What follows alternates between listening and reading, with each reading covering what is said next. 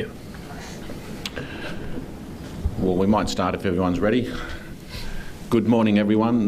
Normally these press announcements are bad news, but today they're very good news.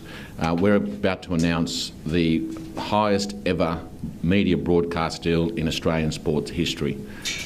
Starting from 2027, for a 7-year period, we'll be getting $5.3 billion in media rights. Most of that is cash.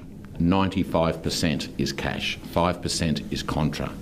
This compares to the previous deal where the contra was 10%. So we have got a 90% uplift in cash. This hasn't been an accident. This has been achieved by some very hard work. In the past 5 years, we have changed the game, effectively doubling the audience. And I give credit to everyone in the game for that, the players, the clubs and all the volunteers. Everyone that's involved in the game has been able to give their part in doubling our audience. So that was our strategy. Before we went to market, we needed to have something to sell, and we are now the most viewed program in Australia and in the Pacific. Don't listen to what other people tell you, especially some down south. We are the #1 viewed sport in Australia.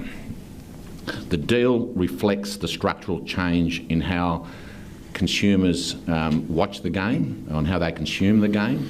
You know, traditionally it's been you watch TV on free-to-air, etc., but now people watch it on many devices, so the streamers are becoming more and more relevant in the marketplace, and this agreement is certainly futuristic because it takes into account the structural change in TV. The deal future-proofs the game for everybody. It future-proofs it for the next 20 to 50 years, because this will enable us to buy assets and continue to grow the game. But more importantly, it gives us the platform to not only to grow the game here in Australia, but globally.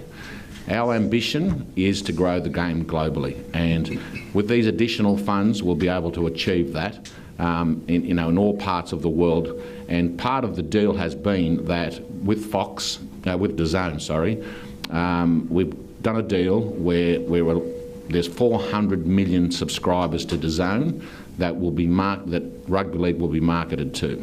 So that's a very important element for us, is that this isn't just about growing it in Australia. This is about growing it in all markets around the world.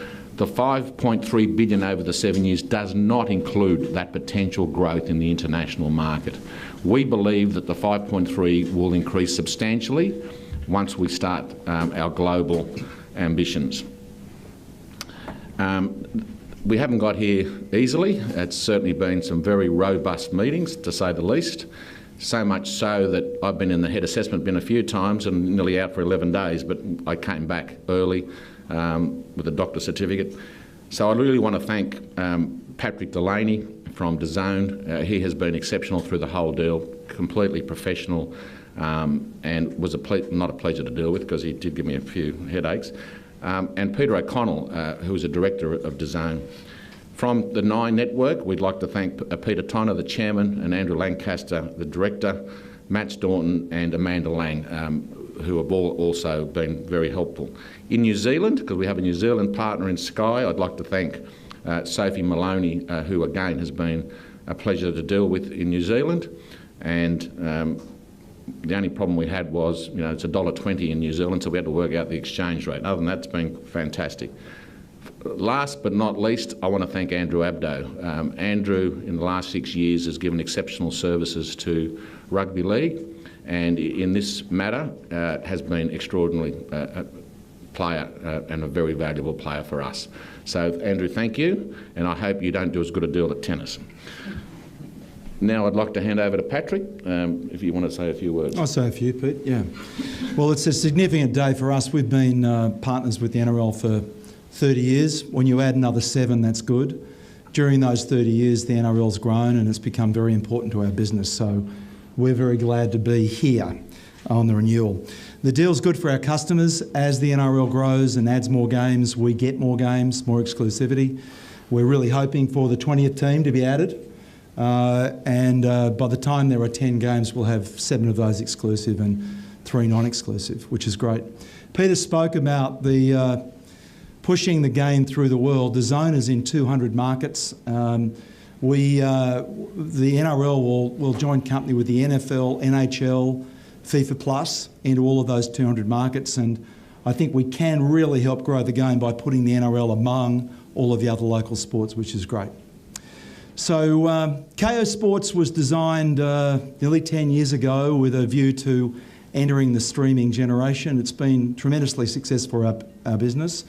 One thing I'd say to the Australian public is when you think about KO, think about two investments. The first one is an investment for your family with the world's best lineup of sport and every game live of the NRL.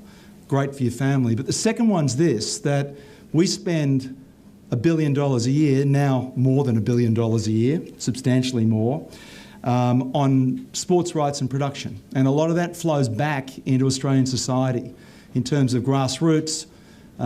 In many ways, sport is the infrastructure of the way in which our society holds together.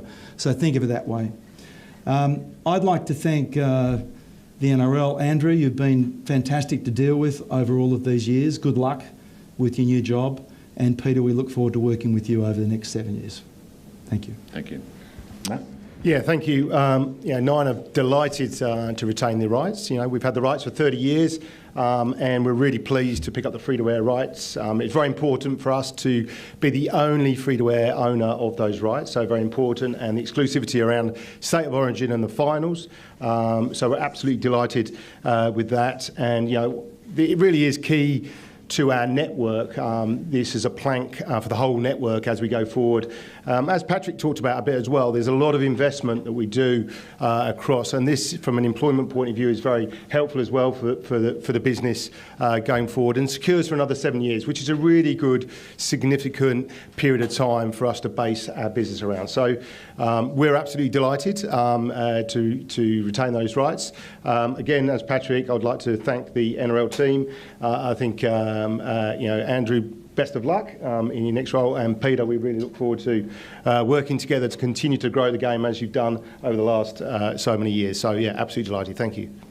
Andrew, would you like to say a few words? Just really briefly, there's never been a more exciting time to be in rugby league. For fans, this is a massive win. We've got two wonderful partners who know how to tell our stories and present our game in the best possible way. And I think you're going to see incredible innovations over the next 7 years in how our partners are able to bring the game to life and bring the fans even closer to what is the most amazing sport. Peter, as the chairman and the commission, the hardworking people at the NRL, the clubs and the players, have really worked really hard on making sure that we are a sport that is connected to the community.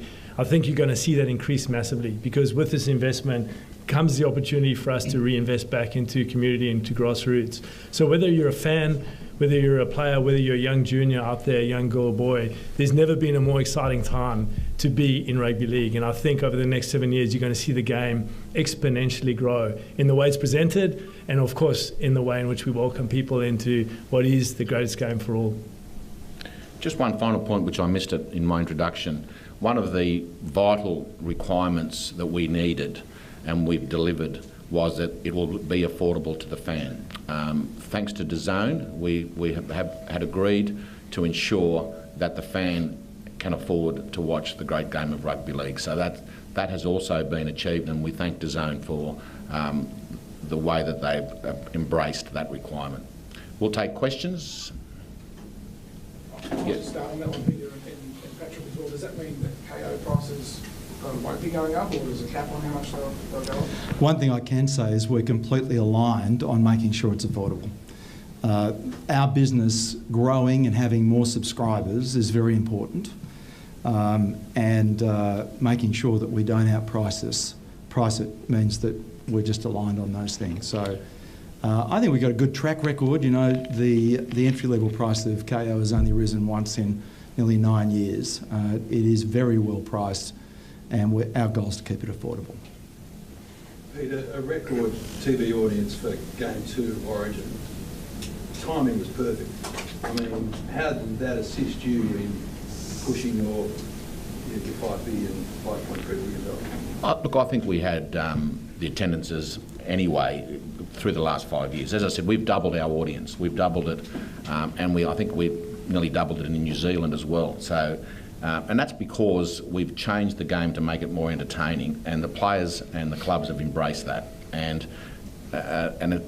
So our strategy for waiting to grow the game has worked for us, because if we'd sold it 5 years ago with the amount of viewers we had, we would not have achieved a record deal. So we knew we had to make the game more entertaining. We knew we had to turn casual fans into engaged fans, and we've done that. But certainly the State of Origin has been a wonderful tool, and Channel 9 have got that very, very cheaply, by the way.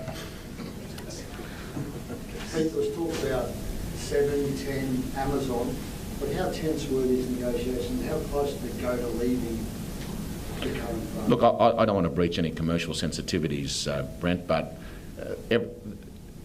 up until late last night, and I mean late last night, we were still negotiating terms of this agreement, and up until the execution of that contract, everyone was still in play, and I mean everyone. And we told the other parties that they were still in play.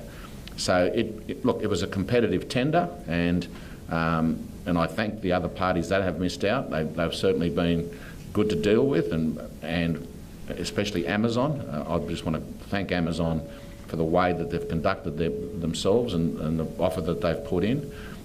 Certainly changed the course of the negotiations, no doubt about that. But at the end, I think we've got the right format. We've got our existing partners of DAZN and Channel 9, and I think that's best for the game, and I think it's best for the fans. You've got an extra team next year, so that gives you an extra game. Do you see that being maybe a Monday night football, or how do you see that playing out? Look, we haven't worked that out because there's a lot of variables we've got to look at. One of the most important ones is turnaround time for our players. We want to make sure that the welfare of our players are front of mind.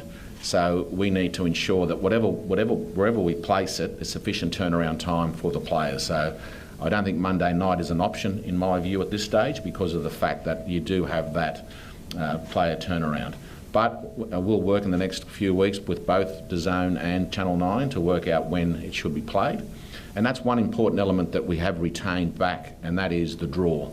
The NRL now is responsible for the draw. And the reason for that is nothing against the broadcasters, is we wanted to make it fair and equitable for all clubs. So it's a fair and equitable draw that'll be done, so every club gets that opportunity, and it's not really designed for the broadcast. It's designed to get the most fair and equitable competition. You said it was a robust negotiation. Was it all about money? Nothing? No, it's not all about money. 90% was about money, to be honest. But there were some terms that we wanted, that we drove very hard. One was the draw, is that we wanted to retain the draw and get the draw back. So that was certainly a hard negotiation. Look, there were so many negotiations, I've probably lost track, Damien, but as I said, I was still negotiating late last night, so it wasn't over until early this morning.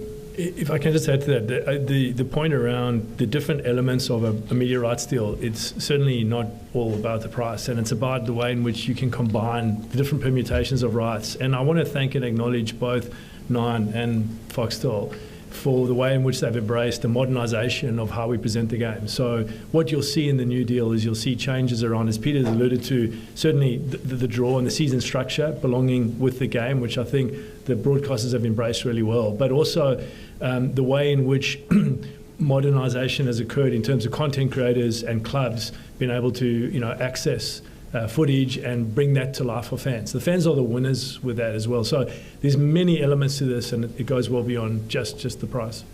Looking at the basic numbers here that we have, so Nine's annual contribution to this will be $145 million. About 25 of that is committed and spent in contra. So Nine's 100. No, that's not right. 145. Well, that's the Nine. No, the 145 doesn't include the contra. It includes 10 million that we have to spend with them, but the contra's on top of that. It's 145 plus 15. Plus 15. So it's 160 total. Okay, so 145 cash for Nine? Yeah. Okay, so does that mean that the absolute vast majority of the uplift here on this deal is actually going to be coming from Foxtel and Patrick? How do you make that worth it? Okay, as I said, there's been a structural change in the way fans consume the product. And they consume it on their telephones, on their iPads, on their TVs. So streaming will be, in the next few years, the main way that people are going to consume the product. accordingly, DAZN has invested in that structural change. But it's not only DAZN. We've also got New Zealand Sky New Zealand, who also increased their rights fees because of the fact that of the rapid growth in New Zealand, and it's quickly taking over other sports over there, and they can see the future in New Zealand. So we're talking about it, the 20th team could be in New Zealand, it could be in Queensland, but we've given an undertaking to DAZN that we will be looking at an extra team in 2029, and so all that's added into the amount of money that's been. But you're right, Bevan, that the majority of money has come from DAZN because that's the way the structural change of TV is happening, and that'll be the same for sports right around the world. It's not only going to be in Australia. So do you reckon this is the last branch deal that will involve the free-to-air broadcast? No, I don't think so. I think free-to-air will still be here in 7 years. It may, people said that newspapers wouldn't last, and they've lasted 25 years. So I think Nine will be there. And the reason they're going to be there is because they've got the greatest product in rugby league, so that will keep them going. And the other thing is, what we know about fans and consumers is that there's one thing that isn't on demand, no matter what your age, what your preference is, and that's live sport. And so the opportunity to get people together at those big moments, and the big moments that matter for us are not just the grand final, they're State of Origin, and they're some of our big marquee traditional rivalries that we've built up. We know that that's where fans like to congregate, and to be able to access on whatever platform they want, whether it's free or a paid subscription basis, is really important. I think we've got two partners who are moving with the times in that regard. Patrick, with all the chat about 20 team coming here, as we mentioned earlier, that means 2 extra games. So from a broadcaster's perspective, when would you like to see those 2 matches played? If not, I don't put that out of question. I will work with the NRL. The NRL controls the draw. We'll see. There's a lot of games, right? The one thing I would like to see is clear air, but we'll talk together. I'm sure, by the way, it won't just be us, it'll be Nine as well. Yeah. Patrick wants a game every night, so and we might be able to supply that with other games. We haven't sold him yet, so they're coming. Patrick, how important was this for Foxtel's own survival to ensure you had the NRL long-term on KO? People have been talking about Foxtel's survival for a long time. Foxtel's thriving. Got a very strong P&L that's become stronger with the way in which we've been able to get scale out of technology. We see sports rights increase in value. This is actually the 4th deal I've done with the NRL. At every deal, people have said, oh my God, this is a lot of money. How will you afford it? How will you survive? And yet here we are, thriving. Sports is the one thing everyone wants to watch. It's very, very valuable. And this becomes very important to us. I think in 7 years' time, the next time we're leveraged up, people say, wow, that was inexpensive. These are very valuable rights, and they're very, very valuable to our company. Yeah, we've heard you want the lion's share. How are you going to afford this without raising prices aggressively for customers? Well, it's all about volume. The more people that watch it, the more subscriptions we have, the better we can go. We've got a very big, strong, diverse business. So we're aligned on affordability. Maybe with retention of the draw, fans want to know, will you be metering it out as you have in the past with a full season, or will you go the old 6-week block of matches? That's a good question, Dave. I haven't made that decision yet. Look, we've been just concentrating on this media deal. So all those things will now be, take a focus in the next few weeks, especially the 20th team in 29. If we're going to have a 20th team in 29, I need to talk to the clubs. And we need to start planning because you need to give them as much lead time as possible. So, look, the priorities for us after this is globalisation. And someone asked, how can people afford, well, how can DAZN afford it? If DAZN can sell our product overseas, they'll be able to afford it more than ever, and and the prices will remain the same in Australia because of that fact. So our growth is going to be internationally. Does that mean that Foxtel has the international rights as well as the domestic rights? Yes. So except for New Zealand and Papua New Guinea, DAZN has the international rights, and that's a partnership with the NRL, and it's a very valuable partnership, and that's one of the real attractions to us about DAZN. DAZN is worldwide, and It has 400 million subscribers. That's a big market for us. So, and with Patrick's assistance, we're going to drive our game onto those subscribers and market it to those subscribers, especially in areas where we're already popular, England, the US, all those areas. Since we've done Vegas, our subscriptions have gone up 87% in America. We haven't even touched England. And at any one time, there's 750,000 Australians in London that are potential customers for our international app, which will add a significant. As I said, in the 5.3 billion, it doesn't include the growth in the international. For Matt and Patrick, what commitments have you made as part of this deal around how the game is covered? So, for instance, are there clauses in this deal or an understanding around who and who can't be a commentator, for instance? Look, all of those are sort of commercial in confidence, as you can imagine, Bevan, but I think we're all aligned around making sure that the game is covered in the best way for the growth of the game. I think we're all aligned behind that, so I think that's the major thing to say there. So will Bill be a commentator for the next 7 years? I'm not talking about any of those sort of contracts. These are contracts with people and personal stuff, etc. as well. So it's not absolutely, it's not the right thing. There's absolutely from our side. I can't talk about Patrick's because I don't know what it will be. But for our side, we are very, very clear, and as we have always been, around making sure we positively grow NRL. It's in everybody's interest to do that, and that's what we must do. Look, no secret that one of the main criteria was that our broadcasters are our partners. So naturally the agreement reflects that. They are partners in growing the game. They are partners in increasing the audience. They're partners in increasing participation, getting people 50 plus playing touch football. Because every form of participation is important to us.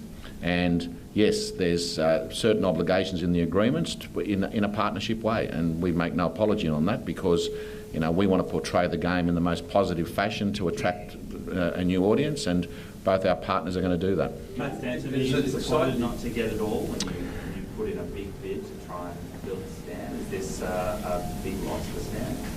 Well, we didn't have it, so it's not a loss. Yeah, no, absolutely. We try to put our best foot forward, what we thought for the all rights. But we were very pleased with to get the free-to-air rights was the minimum. But yeah, no, we did. But we're commercially disciplined and financially disciplined on this, and it got to a point where we can go and there's other elements about it rather than just cash that's obviously come through for DAZN to win it. So yeah, no, we did go for all of it. But we're very, very pleased with the outcome for us. Was your train of thought when negotiations began, we cannot let this go? We did not want to go. We had three options, though, that were on the table. All rights, as I just mentioned then, the free-to-air rights in a similar sort of format, which is what we've got, or no rights at all. That's the three options we had, and we got the free-to-air, which we're very pleased with. Of course, we went for all rights. We wouldn't be right if we didn't go for all rights. It's a fantastic sport. It's growing. Lots of value there as well. So, but let me just be clear. We're very, very happy with the rights we have, the three games, the State of Origin exclusive, finals exclusive for women's and men's, and so we're very happy with that. So you're confident you'll get bang for your buck? Yeah, no, absolutely. We've grown, and I know Bevan asked about free-to-air, but you've got to look at Total TV, and Total TV audiences are growing. So that's the free streaming part, 9 Now, as well as Channel 9. That's actually in growth.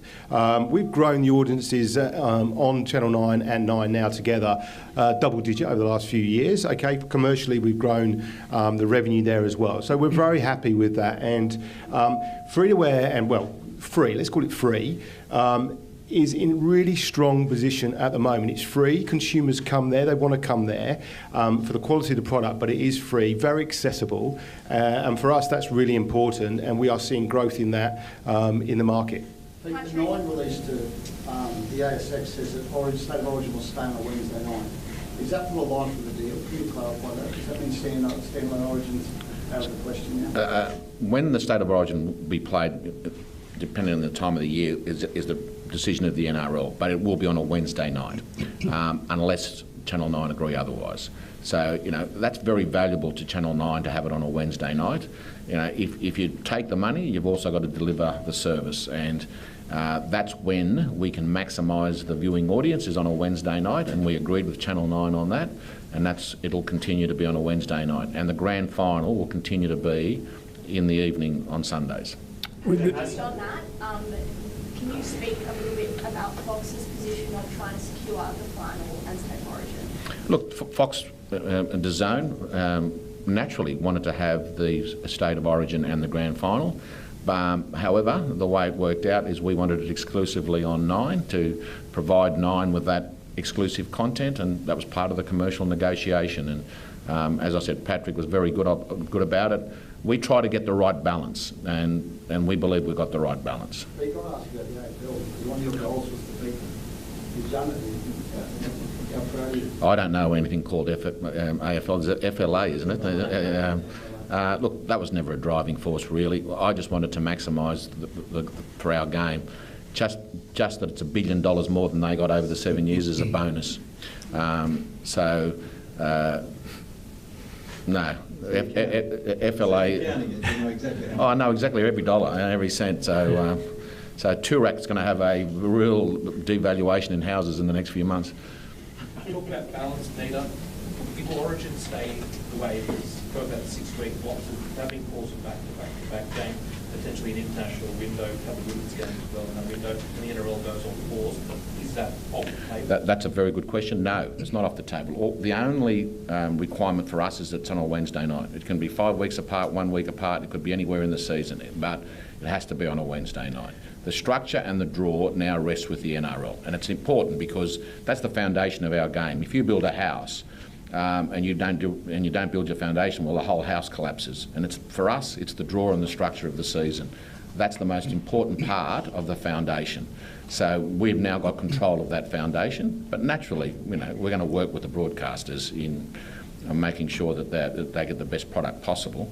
But that's up to us to determine the structure of the State of Origin. And the interesting thing, sorry, Marty, is that next year fans get an opportunity to see an 18-team competition, which means that the distribution of the buyers in and around that Origin period changes. So the dynamic around Origin and the Premiership will change next year. And I think that's incredibly exciting for the clubs, the players, and the fans.